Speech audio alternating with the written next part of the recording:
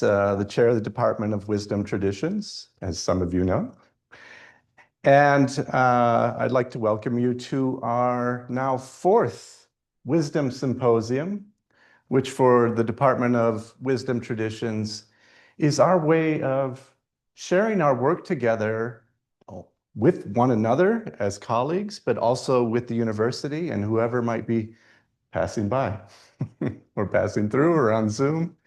And so I'm really enjoying it. I gave the first of these, and then Dr. Phil Stanley gave the second. A colleague from another institution gave a third, Dr. Rory McEntee, on breaking down the sacred-secular divide in academia. And this will be our fourth talk with Dr. Hyang Padma on medicine and illness, how they cure each other. I'm sorry, I messed up your title. Zen Practical Theology. Zen Practical Theology. Dr. Hyang Padma's CV is extensive, and so I will read. Dr. Hyang Padma has received lay entrustment transmission in the Soto Zen lineage of Shunryo Suzuki. She has served Tufts University, Northeastern University, Wellesley College, Brandeis University, and Babson University as a chaplain. She has served as meditation teacher in residence at Omega Institute for 17 years. Might be 18 now, isn't it? Dr. Padma directed the Comparative Religion and Philosophy program at California Institute for Human Science. She has written 2 books, Living the Season, Zen Practice for Transformative Times, and Field of Blessing, Ritual and Consciousness in the Work of Buddhist Healers. She holds a BA degree from Wellesley College and a PhD from the Institute of Transpersonal Psychology. Dr. Padma is the director of our Center for Contemplative Chaplaincy and our Masters of Divinity program. So thank you, and help me welcome Dr. Padma. Thank you. So I appreciate your sharing of time and energy on this Friday afternoon. This topic is something that I feel is close to my heart. The theme, Medicine and Illness Cure Each Other, is based on a presentation I gave last year for the International Association of Spiritual Care. And the original presentation is now a chapter in a book that they're publishing on that conference. But in order to freshen this up for people who had already read the chapter, I've really kind of added a basis. And I'm going to start with a little bit on what is practical theology, because it's not something we talk about within Buddhism hardly at all. And then I'll sort of get into the koan bit and just see how that sits with everybody. So let's see. Yes. So this, in some ways, is my own Zen practical theology journey, which is to say that over the last 30-some years, I've been engaged in working with college students to help them to develop their path and their practice. And out of that, I became concerned with how does the Dharma meet their lives? We can't teach Dharma in the same way we would at the Zen Center if we're in the hall of the dormitory or sitting on the floor of the college chapel. So these questions come up, relationship questions, vocation, gender, equity. And how do we engage cultural difference? How do we engage religious difference? What about intra-religious difference? So for me, practical theology is a way to find that conversation between people's lived experience and the text and original theology. So practical theology as a discipline values the empirical and experiential. In the earlier days, the word applied theology was more common, which suggested that there was a conversation happening from the text into people's lives, which certainly happens. But practical theology as a term means that the conversation is both ways. It's from the text to the life, and then from the life back into the body of the Dharma.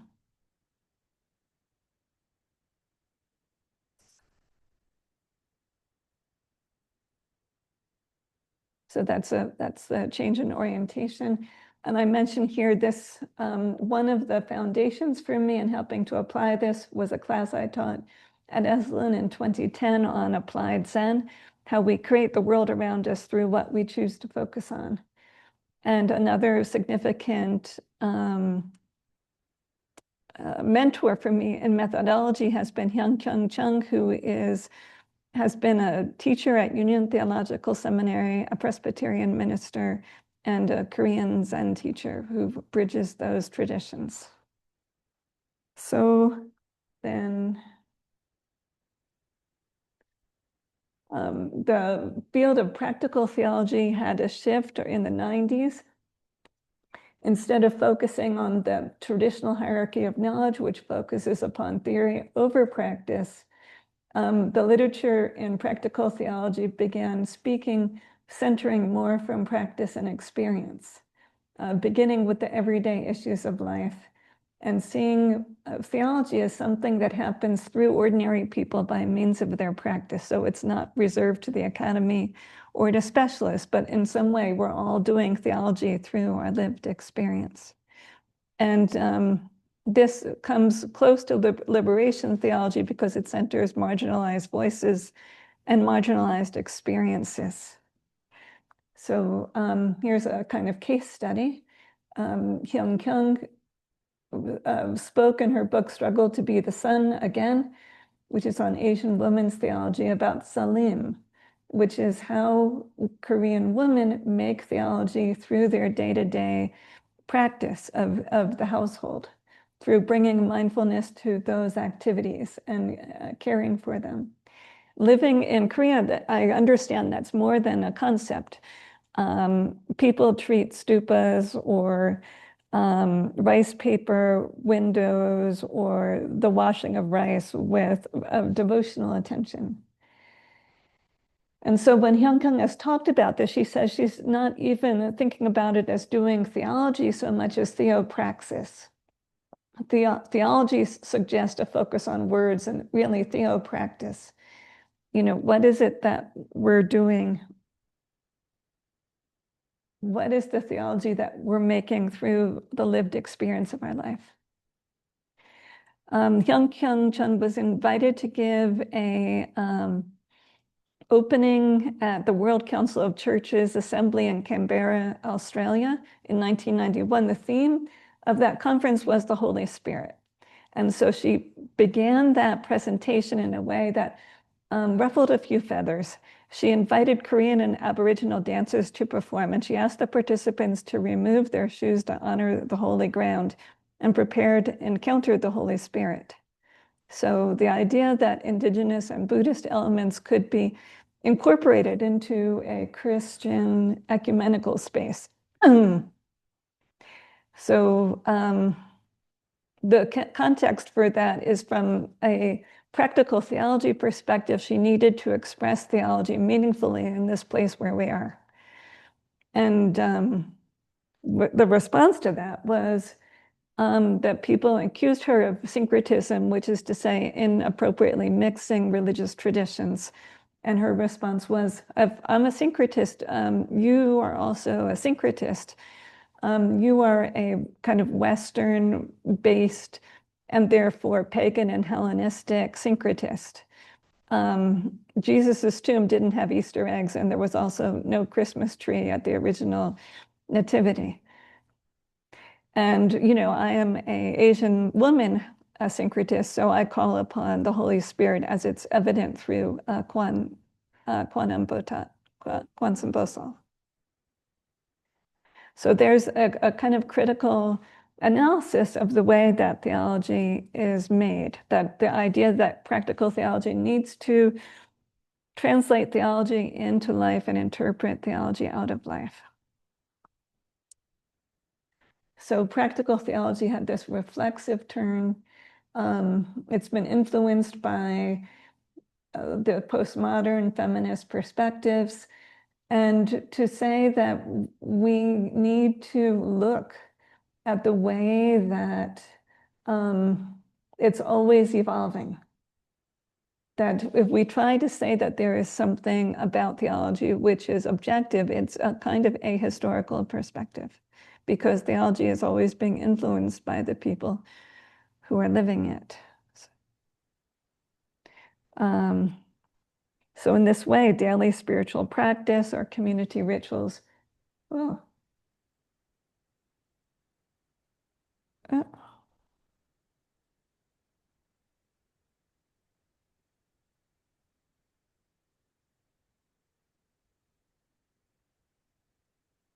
Hyang lecture on theology, wisdom, tradition, symposium. Having a Mercury retrograde moment.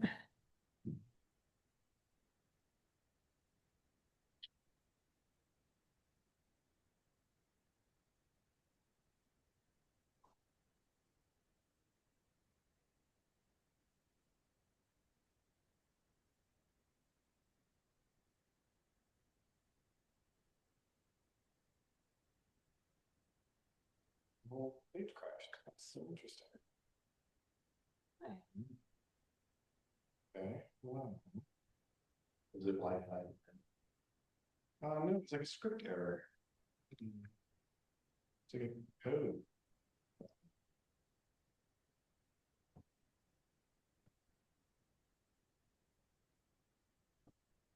Oh, that's different.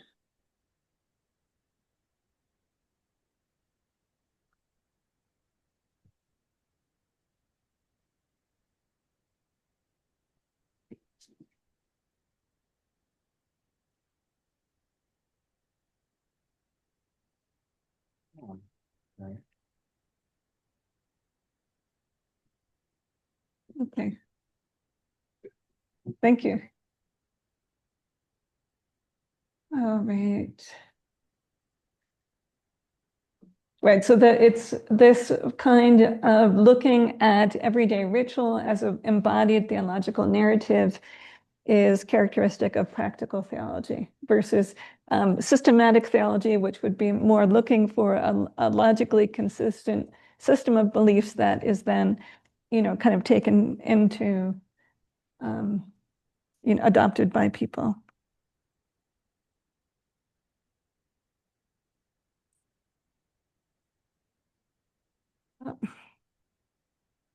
You can use the arrow key and write it forward and back. Okay. So, right, in Buddhist studies, yeah, we can see the movement towards practical theology through the work of John McCransky, who, in his critical constructive turn, has invited scholar practitioners to be able to take the best of religious studies' critical view and to be able to inform the way that we live our practice through awareness of the gifts of religious studies. For instance, the historical awareness that if we look at certain texts, it's not the historical Buddha who wrote the Heart Sutra. But as a Zen student, as a Zen teacher, I attribute the Heart Sutra to Shakyamuni Buddha. That awareness that the lineage has evolved across time doesn't diminish my appreciation. I can look at the images of the bodhisattvas and be aware that the first bodhisattva images were Hellenic in nature. They incorporated the hero Heracles and the goddess Taichi, the goddess of fortune. And knowing that the shape of the bodhisattvas came from this history of Greco-Roman art doesn't diminish my faith in bodhisattvas.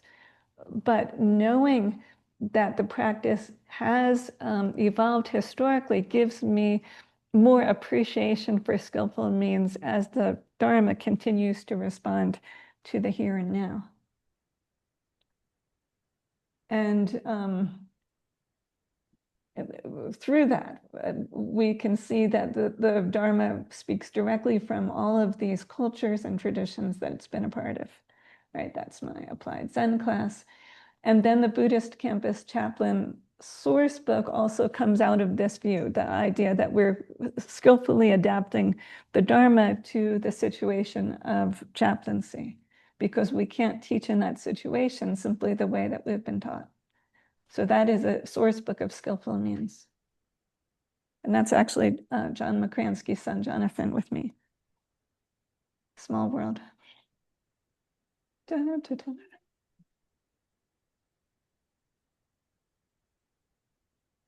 Right, so practical theology has this bi-directional dialogue between people's human situation and the message which is in our text and in our traditional teaching.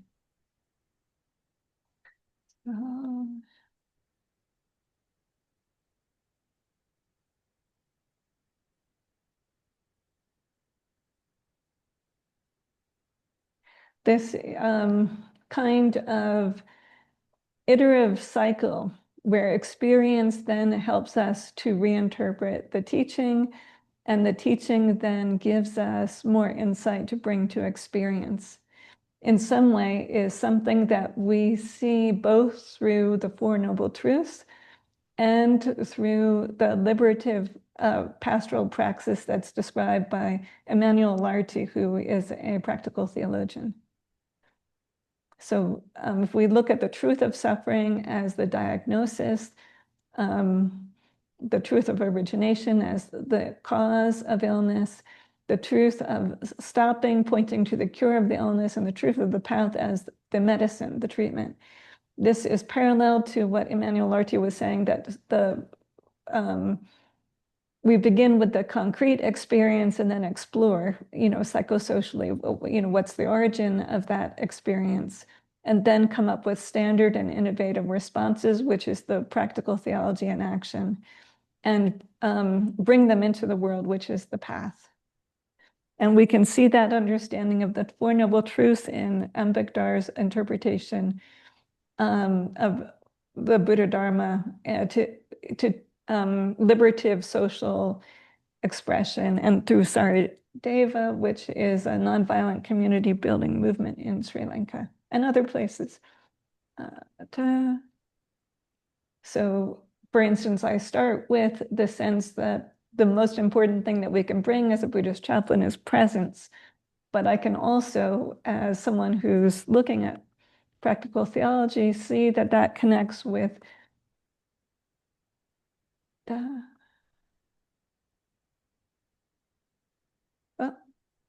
that it connects with the teaching of Winnicott and other psychologists that are working from attachment theory.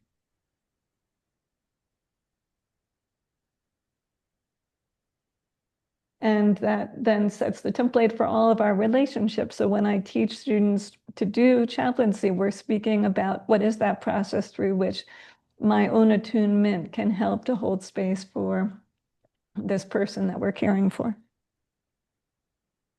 So then here's the Zen koan part. Through the Silk Road, the Buddha Dharma moved from India to China, where it met Taoism, and Chan began. So in the text of Nagarjuna, there's this kind of a skepticism about text and what can be known in that way conceptually. That's interpreted in Zen and Chan in a very particular way to say that we have to not look at the finger that's pointing to the moon, but really embrace the meaning behind the words, which is the moon itself. And that's where we begin to enter into something. There's again a parallel between Nagarjuna and the Korean San teacher, Sosan. Again, there's the teaching of Nagarjuna, and there's parallels in Zen. Nagarjuna is not doing Zen, but the influence of Nagarjuna upon Zen is clear. Existence cannot be grasped, non-existence cannot be grasped. The one who speaks cannot be grasped. So weaning is where koans really begin. Weaning had been a simple man who cut firewood to support his widowed mother, but came across the Diamond Sutra and traveled far to the north of China to study. At that temple, he encountered a teacher who was skeptical and said, you're a barbarian from the south. Can barbarians from the south actually attain the way? And Huineng said, in human nature, there is north and south, but where in the Buddha Dharma is there north and south? Hearing this, the teacher recognized that he had an exceptional student, and he took Huineng in, but Huineng had a job pounding rice. He, at one point, decided to have a poetry contest as a way of deciding who his Dharma heir would be. And the first person to write a gatha was Shen Su, who was the teacher just below the patriarch. And so Shen Su wrote this poem: the mind is the Bodhi's tree, the body is the clear mirror's stand. Clear the dust and don't let it alight. So Huineng then wrote this poem in response. Bodhi, that enlightenment doesn't have a tree. The clear mirror doesn't have a stand. Originally, there's nothing, so where can there be dust? Hearing this, the patriarch decided he had to give transmission to Huineng, but Huineng had to leave the temple because otherwise there would be a political issue. So Huineng took off, and he was followed by Shen Su, who really wanted that robe and bowls symbolizing transmission for himself. Finally, Huineng threw them up on a rock and encountered Shen Su through this kind of Dharma contest, through which Shen Su said, now I know for myself whether the water is hot or cold, meaning this Dharma is relating to the truth of my direct experience. To make a long story short, here's Ido Shimano Roshi speaking about koans as the time and place where truth is manifest. Every day, every deed, every person is a koan, right? So the idea that the Dharma is something we encounter through our own body-mind.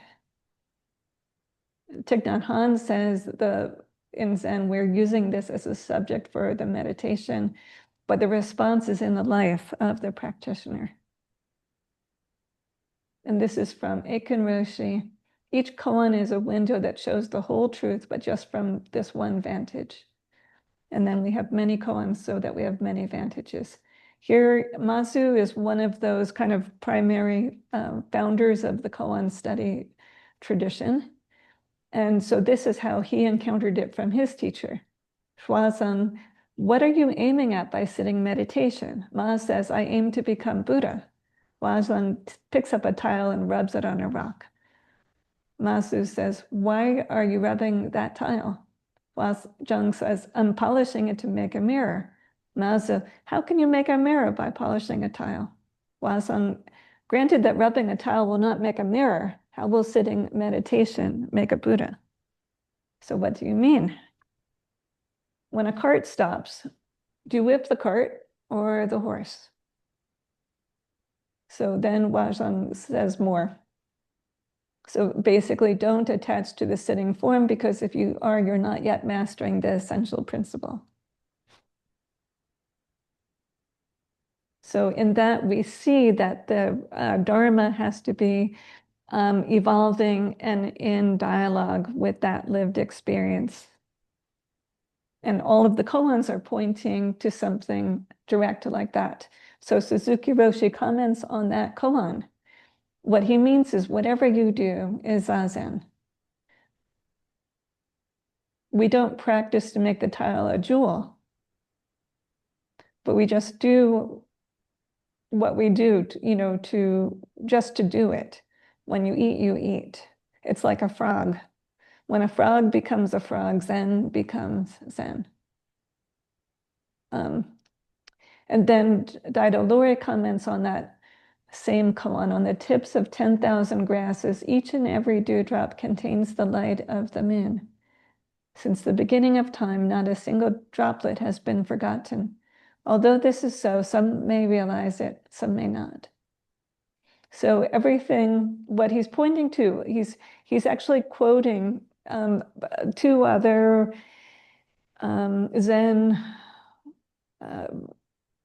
teachers in that capping verse. On the tips of 10,000 grasses is the patriarch's meaning, is a saying from the daughter of Layman Peng. Layman Peng was someone who lived in making Dharma with his life. He and his wife and son and daughter had this kind of enlightened household. Someday he said, understanding the Dharma is hard. It's like trying to scatter a bushel of sesame all over a tree. His wife says, no, it's easy. It's like washing your face when you get up in the morning. And the daughter says, neither difficult nor easy. On the tip of 10,000 grasses, the patriarch's meaning. So the verse, each and every dewdrop contains the light of the moon, refers to Dogen, who says that the Dharma is like the fullness of the moon being incorporated into a dewdrop that is even a micron wide, and the depth of the drop reflects the height of the moon. The moon does not get wet, nor is the water broken.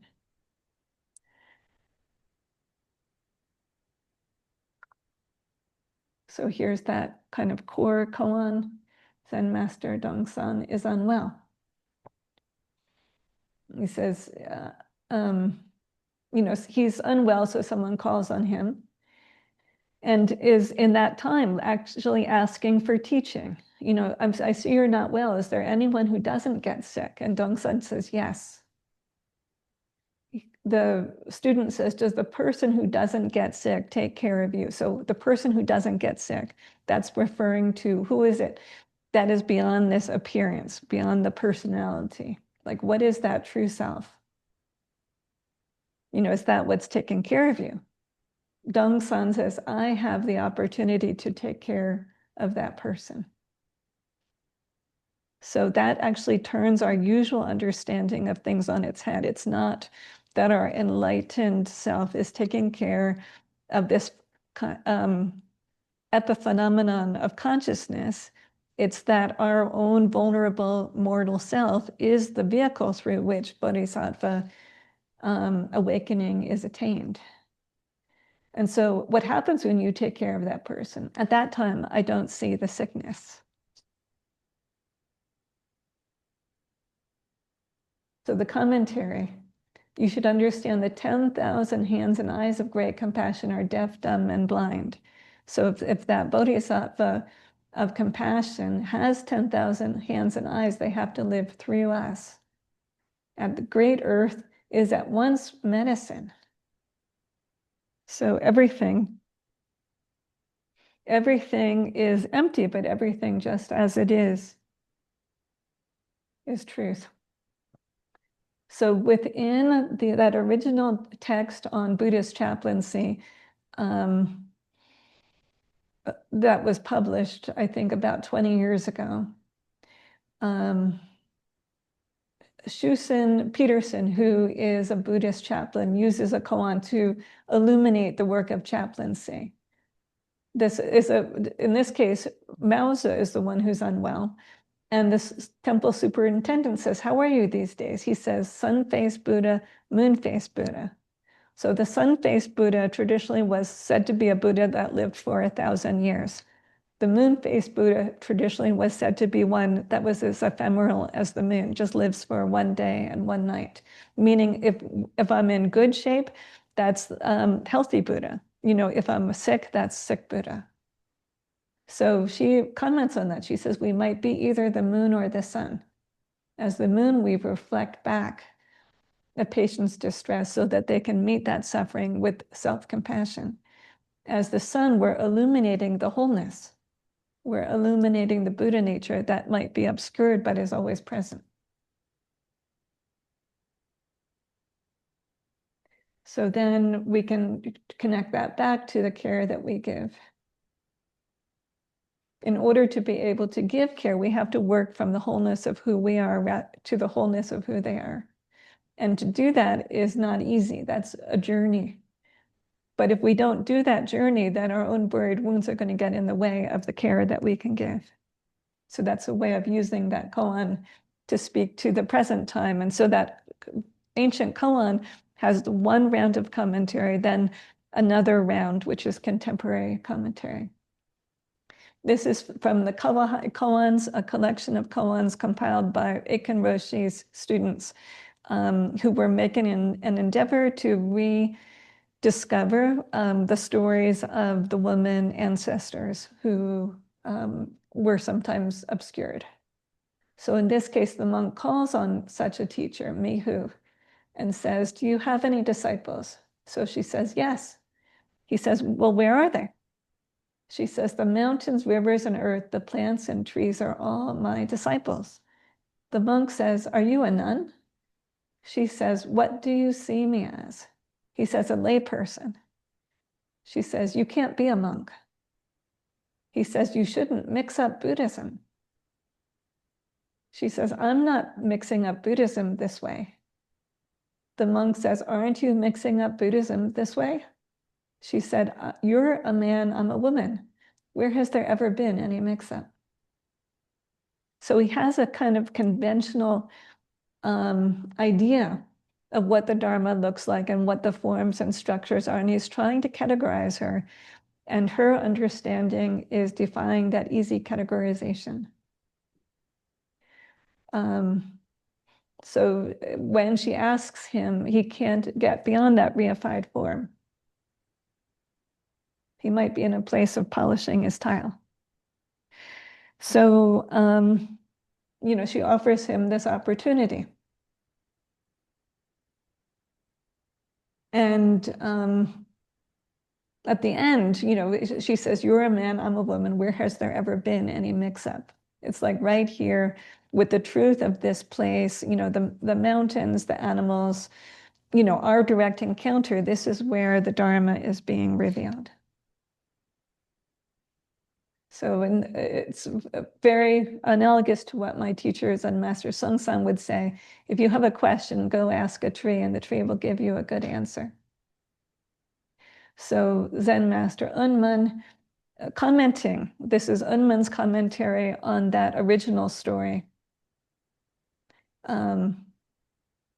about a Dongshan being unwell. The whole earth is medicine. At such a time, where do you find yourself? So the challenge is to use who we are in this ephemeral and imperfect and historical and yet bodhisattva pathway, to use that as the grounds for teaching. And Dogen did that through connecting to the mountains. And out of that teaching, we understand something about ourselves. So Su Tongpo, another story, ventured across China to seek the Dharma. He asked the teacher, "Please show me the way, open up my ignorant eyes." And the teacher shouted, "Why do you come here seeking the dead words of men? Why don't you seek the live words of nature?" So Su Tongpo went away. The teacher is basically saying to him, where is your living practical theology? How is this actually making contact with your life? So Su Tongpo heads out and encounters a waterfall. As he hears the sound, he understands the whole world and he are not separate. The stream is the Buddha's voice. The mountain is the earth's wide awake body. So 2 centuries later, Dogen wrote, "Sound of streams and shapes of mountains. The sounds never stop and the shapes never cease. If you who are valley streams and looming mountains can't throw some light on the nature of ridge and rivers, who can?" So if we were actually doing another round, the contemporary voice in that dialogue would be Gary Snyder, who is a Zen teacher and has commented on that as well.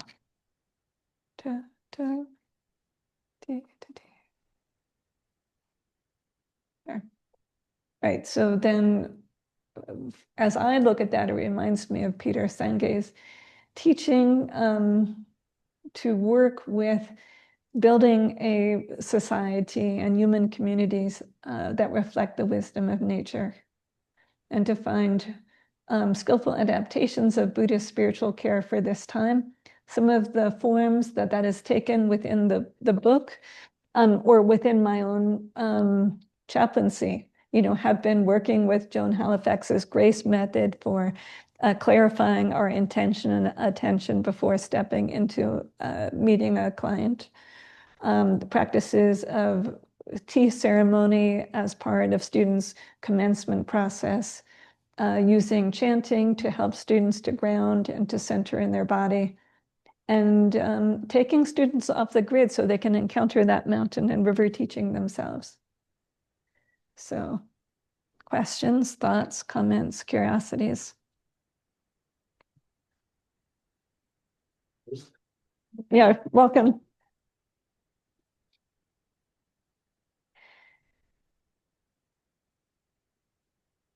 Anyone online have questions or comments? No. Nothing here. I've got a question if you don't mind. Yeah. I was hanging out last night with some of my Catholic priest friends, and they gave me a rap about theology being a faithful unpacking of the revelation. Yeah, that would be a systematic theology. Yeah. To say that if you're unpacking a revelation, that doesn't change. I'm wondering, just given that I thought about Buddhism just generally as the structure of revelation is different. It's more initial insight. Would you be able to offer up a? Well, there are in McCransky's text. I actually had like lots of notes. I had like 30 pages of notes I was trying to print, and my printer at home was not having it. So somewhere, sometime, I'll give you a fuller description. But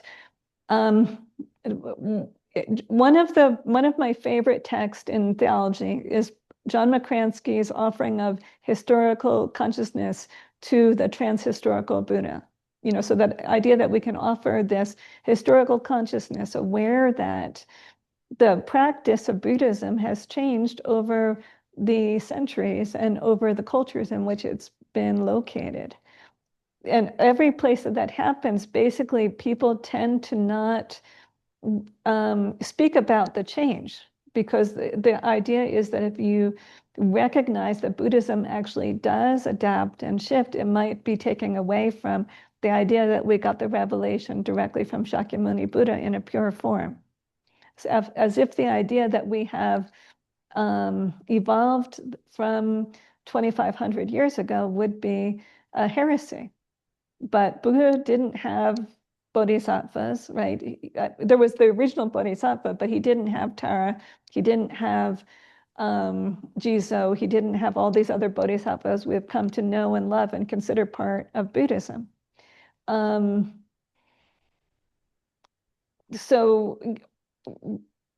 John McCransky is a Lama. He's a Lama in the Tibetan lineage. He appreciates and cherishes the way in which the Dharma actually has changed. He's not looking to become a Theravadan practitioner. He says, let's embrace the fact that we're not exactly where we started from, and say this is the way that skillful means looks in our lives. So we actually have a really parallel thing within Christianity. Kyung got a lot of flack for bringing in Aboriginal dancers to this event in Canberra, because they said this is not pure Christianity, this is not Orthodox, this is syncretic. And so she challenged that. She said, you're saying that because you have hegemonic power to determine what's syncretic or what is not syncretic, but I am a third world woman, and this is my Christianity. So within Christianity, that's what it looks like when it's not simply a revelation that is passed down. And one can really question whether such a thing exactly happens, or whether we're just not curious enough about whose story of Christianity has been passed down and how that's been influenced by Constantine and etc. Yeah, thanks. I mean, I think there's probably something to be said about the way revelation moves through history, like as a function or insight or however you want to term it. But that's kind of the point. So I appreciate it. Okay. Thank you.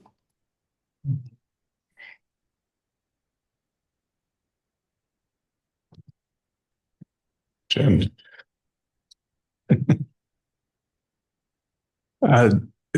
So I think there are connected points there. With John McCransky, we're talking about the scholar practitioner lens. Yeah. where we can be practitioners, and yet we've developed a view and a set of skills for looking at things historically. And for many of us, I remember when I was a younger student, I had a number of professors who had to be like Superman and Clark Kent. Yeah.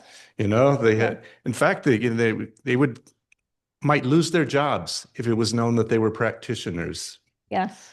And so I think we're coming out of that, definitely, but our lens is still being challenged a lot. And similarly, you're bringing up this question about syncretism. Yeah. Well, it's the scholar that knows that there's nearly nothing that is not syncretic. And so something about the practical theology here is touching upon, my own interests in interspirituality, which is really another way of talking about complexity and acknowledging complexity, because there's something about the fear of the syncretism that is suggesting that there's a zone in which Christianity will cease to be Christianity, or Buddhism will cease to be Buddhism, and where are those lines? And that there's some sort of pure lens on the original revelation that will, yield the pure theology. So I'm finding this fascinating in terms of how does those two lenses, how does that link toward the medicine aspect of your talk? I think of that medicine particularly with regard to a liberation theology. The idea that the Buddha Dharma can totally speak to the situation we're in. It doesn't have to be understood only as the personal liberation, but it could actually have some important information for us as we try to make our way through the 21st century to a sustainable future. So there's two of my favorite capstones in progress ever are Modesto's, which is speaking about Buddhist Christian theology that is really authentic for him and culturally based. And then there is Zach's, which is a liberation Buddhist theology based on the fact that all beings have Buddha nature, and using that as a basis for recognition of that inherent dignity and respect to which all beings should be accorded. So that is, both of them you could say are incredibly syncretist, because they're drawing from these sources like Howard Thurman or Emmanuel Larty, as well as historical Buddhist textual references. But they're doing it as a way to make a medicine that speaks to where we are in present time. And I think that's what we want for the capstones, is that people are making medicine out of their lived experience. So it feels like it's very Naropa, actually. Yeah.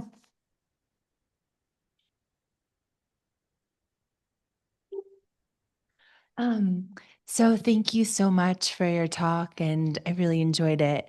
The thing that's coming up for me is I'm thinking about, Siddhartha and Jesus and how they were deeply rooted in the traditions in which they were born into.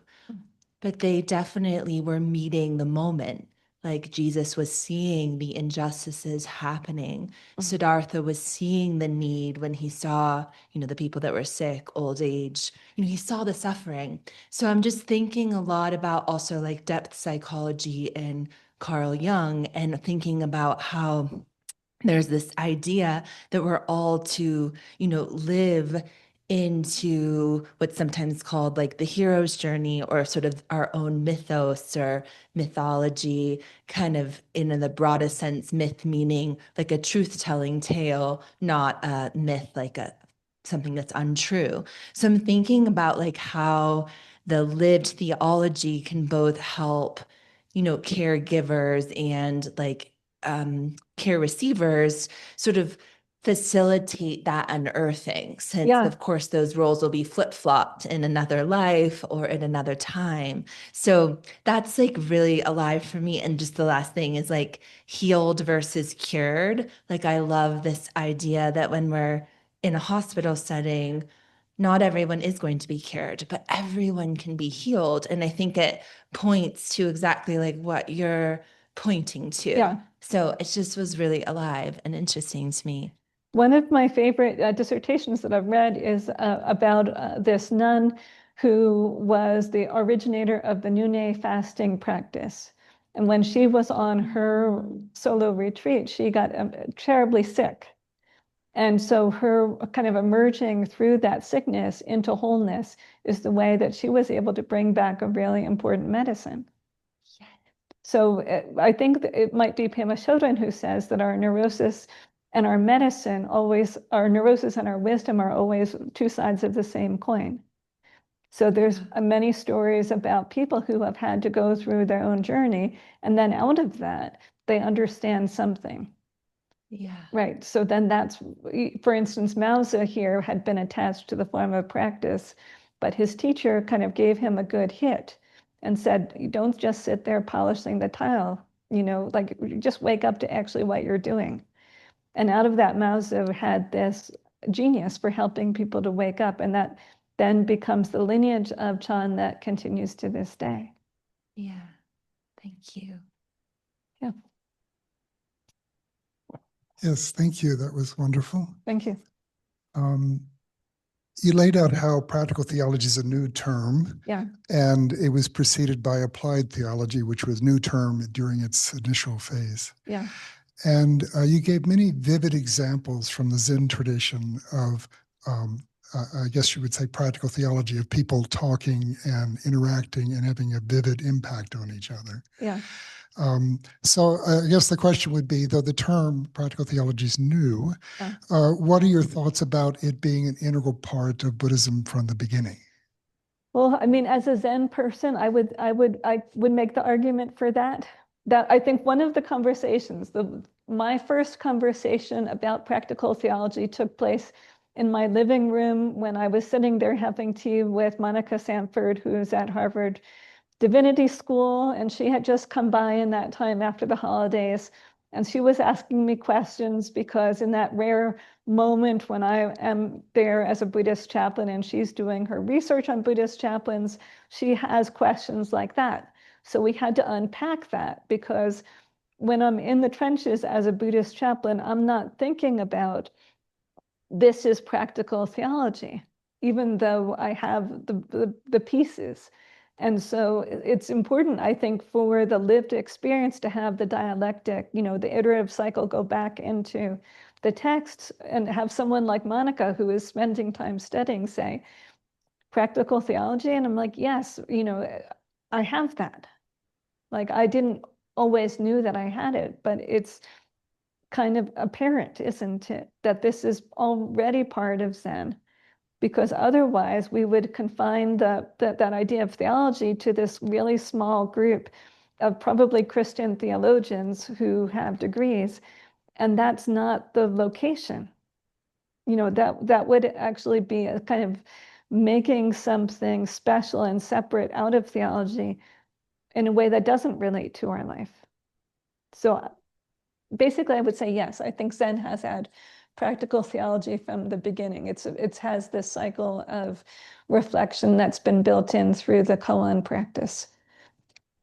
You just used the word reflection. Yeah. And it seems to me that this has always been part of the Buddhist tradition from the very beginning. For example, the three prajnas. Yeah. If you asked where in the Buddhist teachings does concepts of practical theology occur, Yeah. if you were to look for classic teachings. Yeah. And what occurred to me was the three prajnas of hearing, contemplating, or reflection, and meditation. Yeah. That middle phase of reflection, the first hearing is where you receive, you hear the teachings, the formal teachings. Yeah. But the crucial part at that point becomes you actually have to engage it with your life. You have to, does this make sense to me? Does, I'm having this huge relational problem. Does this Dharma teaching teaching makes sense in light of that experience. So I would say just classically, Yes, the second of the prajnas is a Buddhist term for practical theology. you're right. And in Monica Sanford's book, Kalanamitra, which is her text on Buddhist chaplaincy, which now has 2 volumes, she actually uses that model of the 3 prajnas as the basis for her model of Buddhist chaplaincy. And one of our students last year used that Kalanamitra as a core reference for her in the translation she did from Nagarjuna. Another classic teaching that occurred to me, where do you find practical theology is in the 3 jewels, the Sangha.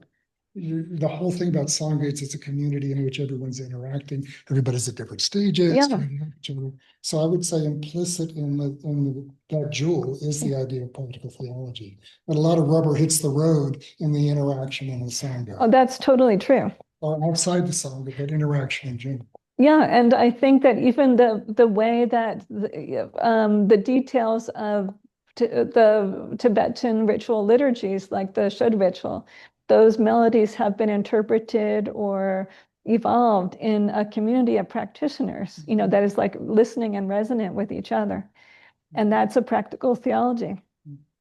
It's, I think, sometimes useful to just like lift up these things because it is happening.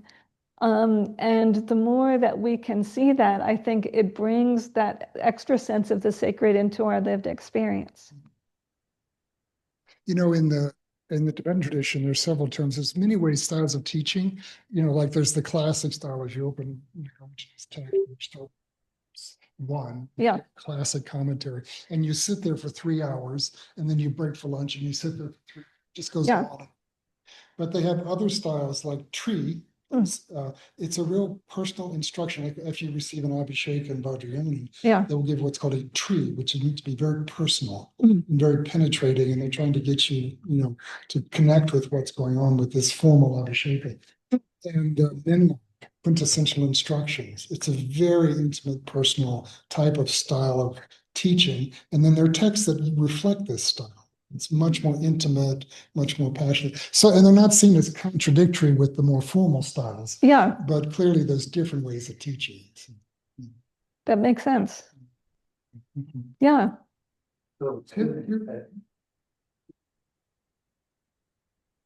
student considering the MDiv program, would they approach applied chaplaincy as illustrated in this reframing of the 4 Noble Truths as diagnosis, cause, cure, and pathway? And how do you approach those 4 pillars in actual work, in working with people? In my experience, as we are at the bedside, the person who is the care seeker in a way is the text. They're inviting us into their theology, they're inviting us into their lived experience. But we as chaplain are simultaneously also the host because we're inviting that care seeker into a meaning making, that through whatever text or whatever it is that we are bringing. And the place where those 2 meet is a kind of sacred ground. There's a place in a sermon that Thurman gave at Spelman College where he says, if I listen, if I really listen for the sound of the divine through you, and you also listen for the sound of the divine in me, he said he thinks what Moses meant when he said that we're standing on sacred ground. So I feel like that is the model, that's the vision. And when we bring that forth, then there can be surprises. And very often I find that visit is a koan in and of itself. And then I take that visit as a verbatim that's written out and I present it to our students. And they're adding the next round of commentary on that koan.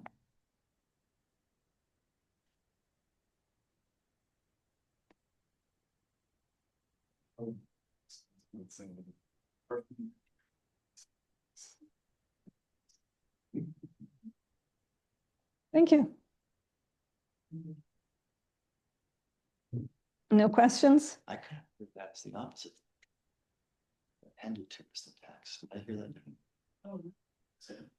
I think so the caretaker is the text. Oh, the care seeker. Oh, thank you. Yeah, I concur. That's a very rich way of approaching the first framing. Okay, we're done. Thank you, everybody. Yeah, pleasure. Someday my notes will print and you'll get the full thing.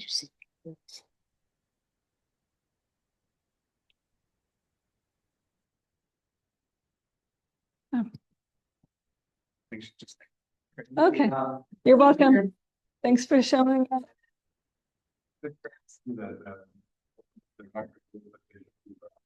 Really, I just had to write Zach last night. I read his whole